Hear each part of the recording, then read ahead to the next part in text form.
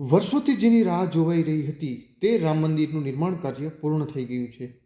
હવે ગણતરીની જ કલાકો બાદ આ રામ મંદિરના ભવ્ય પ્રાણ પ્રતિષ્ઠા મહોત્સવનું શરૂઆત થવાની છે. ત્યારે દેશભરમાં રામમય માહોલ જામી ગયો છે. ઠેર ઠેર ઉત્સવોની ઉજવણી થઈ રહી છે, તેમજ રંગારંગ અને ધાર્મિક કાર્યક્રમ થઈ રહ્યા છે. ત્યારે મોરબીમાં પણ વિવિધ સંસ્થાઓ દ્વારા અને હિન્દુ સંસ્થાઓએ આ ઉત્સવોની ઉજવણી કરી છે. ત્યારે મોરબી શહેરના બાપા સીતારામ ચોકમાં ભવ્ય ઉજવણી કરવામાં આવી હતી અને વિવિધ ધાર્મિક સંસ્થાઓ, રાજકીય સંસ્થાઓ તેમજ શાળા કોલેજના વિદ્યાર્થીઓ સહિતનાઓ દ્વારા બાપા સીતારામ ચોક ખાતે ધાર્મિક કાર્યક્રમનું અને સાંસ્કૃતિક કાર્યક્રમનું આયોજન કર્યું હતું.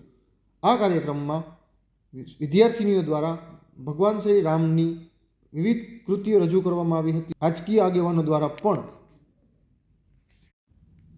રામ મંદિર મહોત્સવને લઈને કરાયેલા આ કાર્યક્રમને માણવા મોટી સંખ્યામાં મોરબીવાસીઓ ઉમટી પડ્યા હતા અને બાપા સીતારામ ચોક લોકોની ચિક્કાર ભીડથી ભરચક થઈ ગયો હતો અને સમગ્ર કાર્યક્રમને લોકોએ માણ્યો હતો. કાર્યક્રમ દરમિયાન હનુમાન ચાલીસાનું પણ પઠન કરવામાં આવ્યું હતું.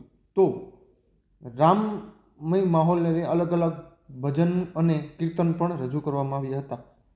આ મહોત્સવનો આનંદ માણવા મોરબી માળિયાના ધારાસભ્ય કાંતિભાઈ અમૃતિયા તેમના પરિવાર સાથે ઉમટી પડ્યા હતા. તેમજ મોરબીના વિવિધ ધાર્મિક અને સામાજિક સંગઠનો પણ ના આગેવાનો પણ આ કાર્યક્રમમાં જોડાયા હતા.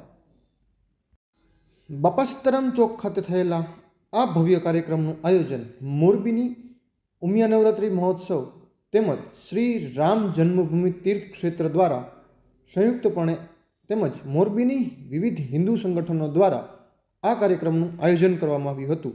જેમાં મોરબીના રાજકીય આગેવાનો, ધાર્મિક આગેવાનો તેમજ મોટી સંખ્યામાં મોરબીની જનતા ઉમટી પડી હતી અને કાર્યક્રમનો લાહવો માણ્યો હતો.